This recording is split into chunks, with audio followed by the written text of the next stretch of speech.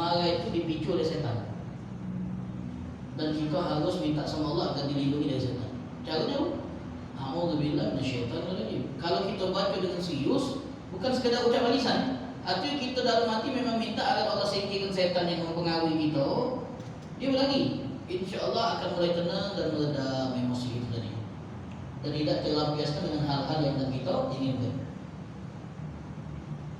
Ini hadisnya diriwayatkan ketika Nabi sedang duduk sama sahabat, tiba-tiba ada burung yang bertekar saling kato, sehingga buat lawannya ini marah, mukanya berubah dan mencaci maki temannya yang ngatain dia tadi.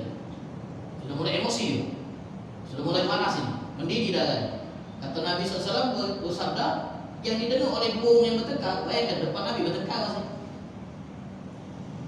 Nabi bersabda beliau, aku tahu kalimat yang kalau diucapkan oleh yang sedang marah ini, maka Allah akan singkirkan emosi yang ada di dalam dirinya.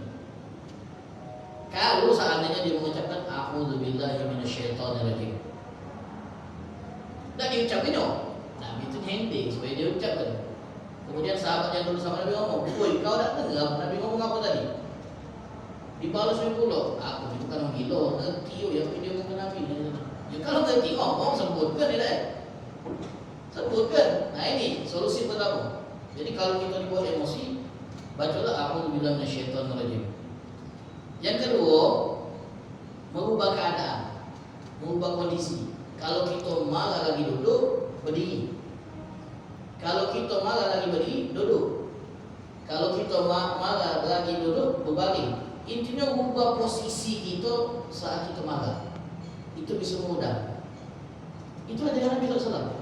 Mungkin dalam ilmu kejiwaan itu termasuk solusi untuk meredam amarah seperti ini. Tapi itu sudah disebutkan oleh Nabi di jauh-jauh hari. Cobalah, kalau kita marah lagi duduk, tinggalkan tempat duduk, pindah apa lain. InsyaAllah akan meredam. Kalau masih juga belum tertahan, emosi tadi masih terledak, tinggal ke tempat. Kalau kita marah di rumah, keluar dulu, supaya kita tidak melampiaskannya rumah. Cari ketenangan. Jadi demikian, tinggal ke rumah sementara, jangan 3 hari pindah, itu namanya ini hotel. Nah sesaat ya, sampai kita tenang, sampai emosi meredah, baru balik lagi. Kalau memang kita dibuat marah di rumah atau di tempat kerja, ada teman yang buat kita marah, mulai kita emosi kita. Daripada kita melakukan tindakan yang merugikan, tinggal ke tempat kerja atau pindah ruangan, atau memang nak nyari ketenangan, pindah ke sini. Malik itu sini dia. Buka usaha baca Al-Quran. Kalau dia ketemu ayat yang di situ berisi anjuran untuk meredam emosi, yang balasannya adalah surga. Yang kedua itu merubah keadaan. Yang ketiga diam. Nah, itu diam. Diam itu solusi yang paling gitu saat marah. Jangan ngomong. Marah gitu, diam. Pengen ucapkan kalimat yang isinya makian, cacian, kata-kata kotor yang menyakitkan, diam. Tahan. Makanya dia kadang-kadang dibuat emosi dia, tapi dihujui oleh teman-temannya. Ini pengecut ini. Ada yang dibuat marah dia. Padahal dia itu sedang meredam emosi supaya tidak meredam. Ada orang yang dibully oleh teman-temannya, tapi dia main diam. Walaupun perasaannya itu mendidih, hatinya itu tak terima. Tapi dia main diam, bersikap santai, santun. Nah, orang yang cakap seperti inilah orang yang luar biasa. Seperti Nabi dicaci maki dia, tidak kemudian membalas cacian dengan cacian. Itu yang ketiga, diam. Nabi SAW pernah bersabda, "Idza ghadaba ahadukum falyaskut." Siapa di antara kalian yang sedang marah, diam. Jangan bicara.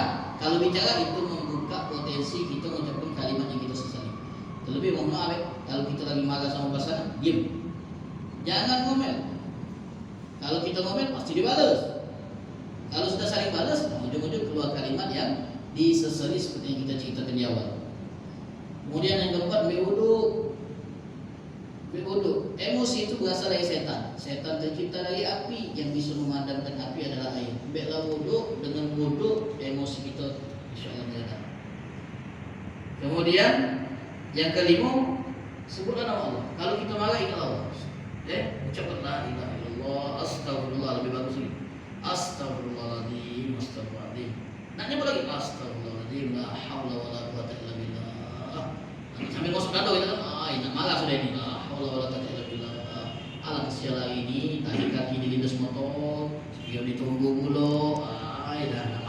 kita nih, ya kawan gue ya bulo, tahan, astagfirullah, astagfirullah, la haula wala quwwata illa billah, la ilaha illallah, la ilaha.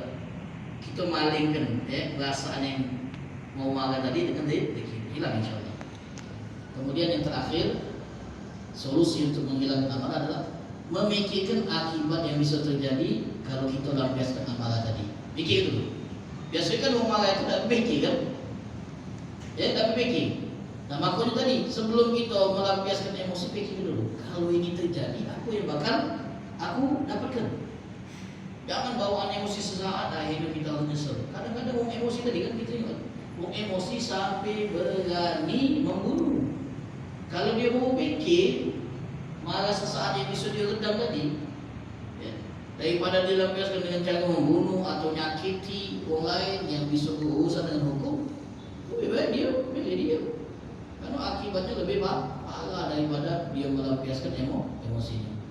Jadi di antara solusi supaya amarah kita ini bisa meredam adalah memikirkan akibat yang bisa terjadi saat kita melampiaskan.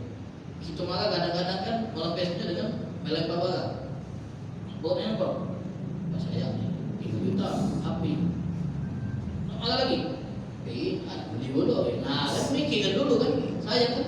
Apalagi nak mukul lah pasangan anak itu. Nah, lagi dia cedera, kita tuh lagi rugi.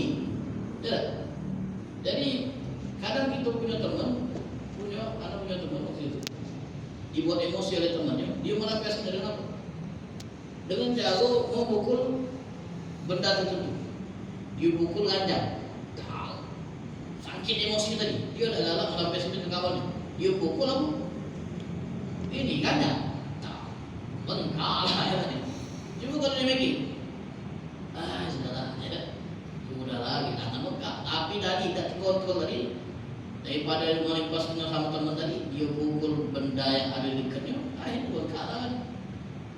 Kalau kita mau berpikir sejenak, dan juga kata ulama untuk meredam emosi, cuba kita berkacau. Ni orang kita saat emosi, bukan diri kita. Ya, kalau kita lagi marah-marah ni, cuba tengok gaya kita tu dikacau. Berubah total gaya kita, apa ini? Tak tahu diri dewe, nama itulah orang marah mukanya menyegamkan. Itu juga lah kalau dia orang marah sudah, ubah dia. Cak bukan dia, nama itulah kita kalau marah. Nah ini di antara beberapa solusi dari Nabi SAW untuk bisa meredam amarah. Jadi intinya nasihat Nabi ini kita pegang, kita amalkan. Walaupun Nabi menasihati orang tertentu, tapi nasihat ini berlaku secara umum. La tardok, la tardok, la tardok. Diulang-ulang oleh Nabi. Jangan marah, jangan marah, jangan marah. Jangan bertindak saat marah, jangan berucap saat marah, karena itu semua akan kau sesali. Wallahu a'lam bishawab.